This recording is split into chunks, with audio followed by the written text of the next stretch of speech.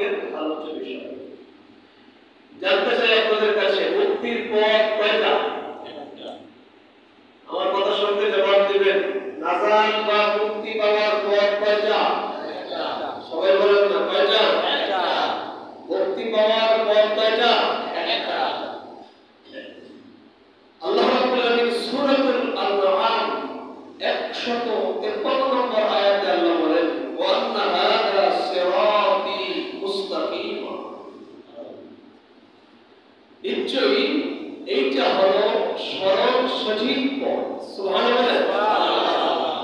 ওয়া আন্না হাযা সিরাতী মুস্তাকিমা। আল্লাহ বলেন নিশ্চয়ই এটা হলো সরল সঠিক পথ। এই কথা বলেছেন, পুরো ব্যাখ্যা করেন। এরপরে আল্লাহ বলেন ফাত্তাবিউহু, তোমরা পৃথিবীর সব মানুষ একত্র হয়ে আমার সরল সঠিক পথকে তোমরা অনুসরণ করো।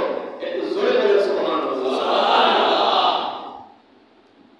এরপরে আল্লাহ বলেন ওয়ালা তাত্তাবিউস সুবুলা, একটা সরল পথের পাশে এক নয় দুই নয় হাজার হাজার অসংখ্য অগণিত অসভ্যের পথ, শয়তানের পথ, জালেমের পথ, তাগুতের পথ, ইহুদীদের পথ, মুশরিকদের পথ, জাহান্নামীদের পথের সংখ্যা অগণিত। তোমরা সেই পথে চলবে না।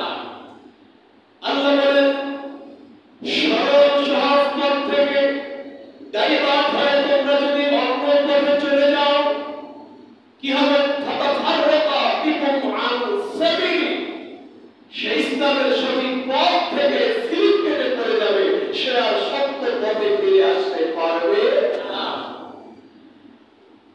আল্লাহ পাক আমাদেরকে জানিয়ে দিয়েছেন, যালিকুম ওয়াসাকুম বিহি, ওই আল্লাহ তোমাদেরকে নসিহত করতেছেন যে তোমরা পথ গ্রহণ করবে একটা। আমার সাথে বলো কয়টা? একটা। আমাদের মুক্তির নাজাতের পথ কয়টা? একটা।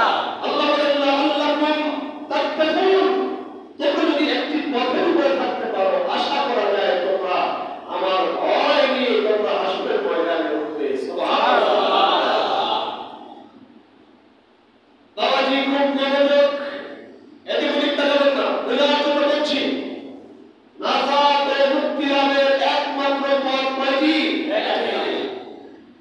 কবিদের ভাষায় বলেন সকল পথই ভ্রান্ত কাবল, মস্ত পিটিং আমেরিকার একটি পথই সত্য কাবল, সে পথ